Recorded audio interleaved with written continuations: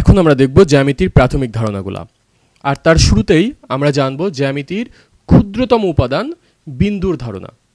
আমরা যদি আমাদের খাতার উপরে একটি ছোট্ট ফোঁটা দিই কলম দিয়ে, তাহলে যেটি পাবো সেটি একটি বিন্দু। আমরা বিন্দুকে একটি নাম দিয়ে নির্দেশ করি, যেমন আমরা এই বিন্দুটিকে ছোট্ট একটি ফোঁটা, এটিকে যদি আমরা নাম দিই তাহলে হচ্ছে ক।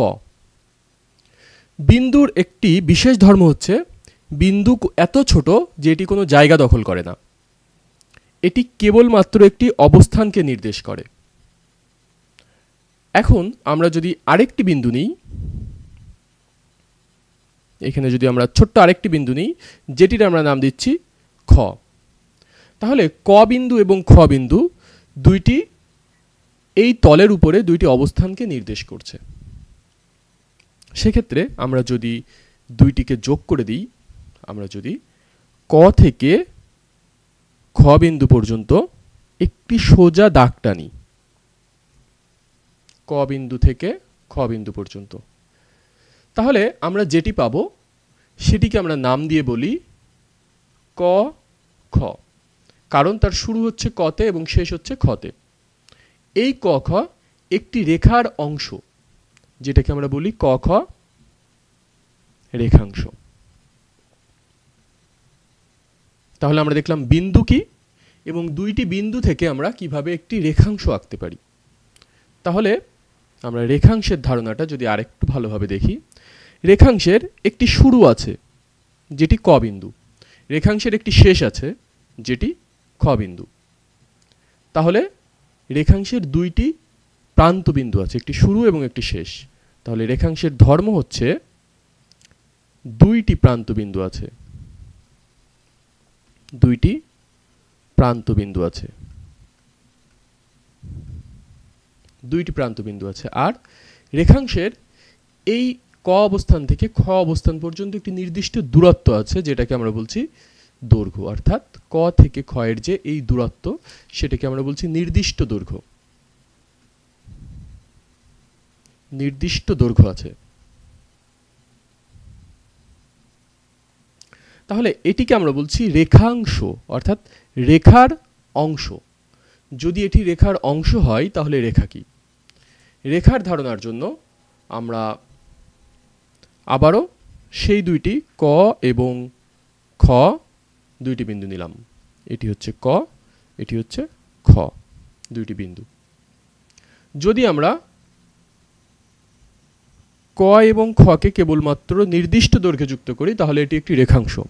কিন্তু যদি এটাকে আমরা অসীম পর্যন্ত বাড়িয়ে দিই উভয় দিকে, অর্থাৎ ডান দিকে আমরা অসীম পর্যন্ত বাড়িয়ে দিলাম, এখন অসীম তো আর খাতায় আঁকা সম্ভব না, যার ফলে আমরা একটি তীর চিহ্ন দ্বারা এটা বোঝাচ্ছে যে এটা ডান দিকে সীমাহীনভাবে বর্ধিত, অর্থাৎ ডান দিকে এর কোনো শেষ নেই। আবার আমরা যদি এই ক বিন্দু থেকেও বাম দিকে এটাকে সীমাহীনভাবে বাড়িয়ে দিই, অর্থাৎ বাম দিকেও এটি অসীম পর্যন্ত বিস্তৃত, তাহলে এই যে রেখাটি আঁকার জন্য একটু বাঁকা হয়েছে, কিন্তু এটি একটি সরল রেখা এবং উভয় দিকে অর্থাৎ বাম দিকে অসীম পর্যন্ত বিস্তৃত এবং ডান দিকে অসীম পর্যন্ত বিস্তৃত। এই সীমাহীন রেখা, এটাকেই আমরা বলবো ক খ রেখা, রেখা বা সরল রেখা। এই সরল রেখার, এখন আমরা দেখছি এই সরল রেখার একটি অংশ হচ্ছে ক থেকে খ বিন্দুর এই দূরত্ব। তাহলে এই ক থেকে খ বিন্দুর এই অংশটুকু হচ্ছে একটি রেখাংশ, যেটা আমরা এখানে এঁকেছিলাম, আর পুরাটা হচ্ছে একটি রেখা। তাহলে আমরা যদি এখন রেখার ধর্মগুলা দেখি, রেখা ক এবং খ বিন্দুর ভেতর দিয়ে যাচ্ছে, কিন্তু ডান দিকে কোথাও শেষ হচ্ছে না, অর্থাৎ ডান দিকে কোনো প্রান্ত বিন্দু নেই। আবার বাম দিকেও কোথাও শেষ হচ্ছে না, অসীম পর্যন্ত চলে যাচ্ছে, সুতরাং বাম দিকেও কোনো প্রান্ত বিন্দু নেই, অসীম পর্যন্ত বিস্তৃত, সুতরাং কোনো প্রান্ত বিন্দু নেই, কোনো প্রান্ত বিন্দু নেই। তাহলে আমরা দেখেছিলাম রেখাংশের দুইটি প্রান্ত বিন্দু আছে, কিন্তু রেখার কোনো প্রান্ত বিন্দু নেই। আবার রেখাংশের নির্দিষ্ট দৈর্ঘ্য আছে দেখেছিলাম, কিন্তু রেখা যেহেতু অসীম পর্যন্ত বিস্তৃত, সুতরাং এটার দৈর্ঘ্য আমরা কখনো পরিমাপ করতে পারবো না। আমরা অসীম দৈর্ঘ্যের কোনো কিছুকে পরিমাপ করতে পারি না, সুতরাং দৈর্ঘ্য হচ্ছে অসীম। অসীম দৈর্ঘ্য অর্থাৎ নির্দিষ্ট দৈর্ঘ্য নেই, নির্দিষ্ট দৈর্ঘ্য নেই। নির্দিষ্ট দৈর্ঘ্য নেই বলতে এটি আসলে সীমাহীনভাবে বর্ধিত। যেটা সীমাহীন সেটাকে আসলে আমরা কখনোই মেপে শেষ করতে পারবো না, তাই নির্দিষ্ট দৈর্ঘ্য নেই। আবার আমরা শেষে দেখব হচ্ছে গিয়ে রশি।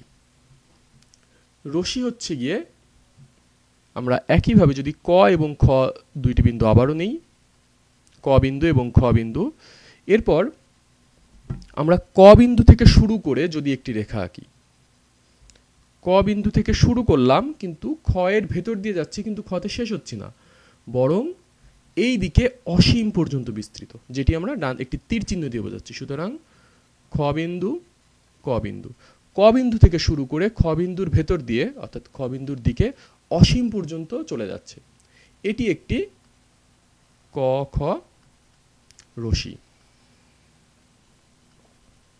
তাহলে রশির বৈশিষ্ট্য যদি এখন আমরা দেখি, রশির একটি প্রান্ত বিন্দু আছে, কারণ এটি শুরু হচ্ছে ক থেকে, কিন্তু ডান দিকে খর ভিতর দিয়ে চলে যাচ্ছে, প্রান্ত বিন্দু নেই, শেষ হচ্ছে না, সুতরাং একটি মাত্র প্রান্ত বিন্দু আছে, অর্থাৎ রশির একটি মাত্র প্রান্ত বিন্দু।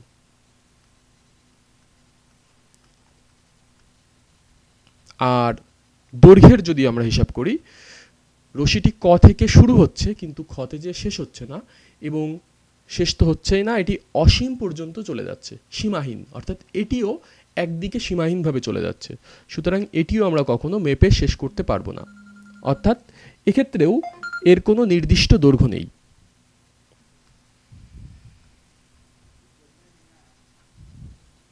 নির্দিষ্ট দৈর্ঘ্য নেই। সুতরাং আমরা দেখলাম রেখাংশ, রেখা এবং রশির ধর্ম। রশির ক্ষেত্রে এটির একটি শুরু আছে কিন্তু কোনো শেষ নেই।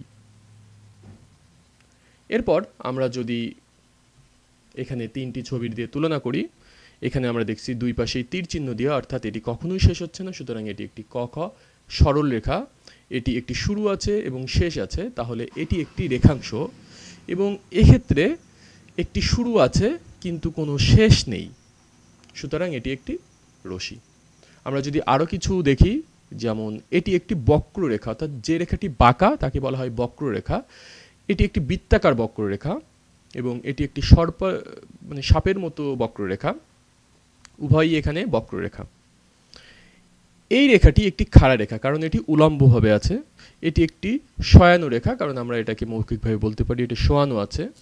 এটি বাম দিকে এবং এটি ডান দিকে হেলানো আছে, তাই এই কারণে আমরা বলছি এগুলোকে হেলানো রেখা। এবং এটি একটি বাঁকা রেখা, সুতরাং এটাকে আমরা বলছি বক্ররেখা। এভাবে আমরা বিভিন্ন ধরনের রেখা এবং তার নাম দেখলাম।